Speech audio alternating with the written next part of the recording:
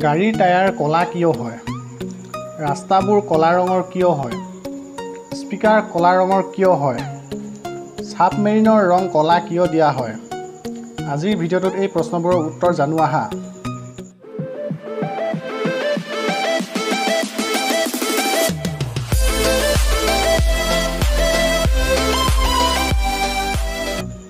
গাড়ীৰ টায়াৰ কলা কিয় হয়? গাড়ীৰ টায়াৰ ৰঙা, নীলা বা বগা নহয় কলা কিয় হয়? টায়াৰ ৰবৰৰ পৰা বনোৱা হয়। ৰবৰৰ পৰা টায়াৰ যিটো প্ৰক্ৰিয়াত বনোৱা হয়, সেই প্ৰক্ৰিয়াটোক ভলকেনাইজেশ্যন বুলি কোৱা হয়। এই প্ৰক্ৰিয়াত ৰবৰৰ লগত কলা কাৰ্বন মিহলি কৰা হয়। টায়াৰটো সোনকালে খহ নাযাবলৈ এনেকৈ বনোৱা হয়। ৰবৰৰ টায়াৰ যদি 1000 কিলোমিটাৰ চলিব পাৰে, কাৰ্বন মিহলি কৰা টায়াৰ 10,000 কিলোমিটাৰ চলিব পাৰে। সেইবাবে ৰবৰৰ লগত কলা কাৰ্বন মিহলি কৰা হয় আৰু টায়াৰৰ ৰং কলা হৈ পৰে। ৰাস্তাবোৰ কলা ৰঙৰ কিয় হয়?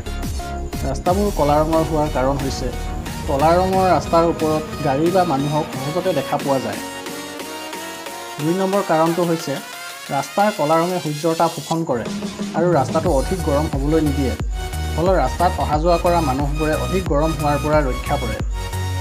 3 নম্বৰ কাৰণটো হৈছে ৰাস্তাৰ ওপৰত দিয়া বগা বা অন্য ৰঙৰ চিনবোৰ সহজতে কলা ৰঙৰ ওপৰত দেখা পোৱা যায়। 4 নম্বৰ কাৰণটো হৈছে ৰাস্তা বনাওঁতে যিবোৰ সামগ্ৰীৰ প্ৰয়োজন হয়, সেই সামগ্ৰীবোৰ কলা ৰঙৰ, আৰু কলা ৰঙৰ সামগ্ৰী ব্যৱহাৰ কৰিলে ৰাস্তাৰ খৰচটো কম হয়। 5 নম্বৰ কাৰণটো হৈছে ৰাস্তাত গাড়ী চলি থাকে, সেইবাবে ৰাস্তাত সদায় লেতেৰা হৈ থাকে। কলা ৰঙৰ ওপৰত লেতেৰা হ'লেও সহজতে ধৰিব নোৱাৰে, সেইবাবে ৰাস্তাবোৰ কলা ৰঙৰ বনোৱা হয়।